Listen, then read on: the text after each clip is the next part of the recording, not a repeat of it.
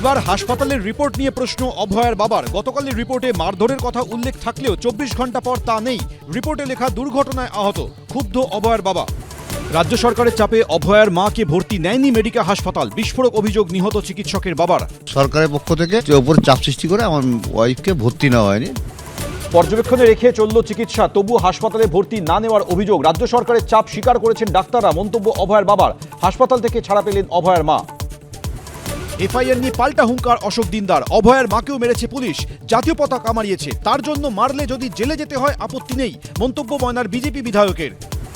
চিকিৎসক পুণ্যব্রত গুই ও তমনাশ চৌধুরীকে নোটিশ পুলিশের। 8ই আগস্ট অনুমতি ছাড়া সাইকেল মিছিলের অভিযোগ।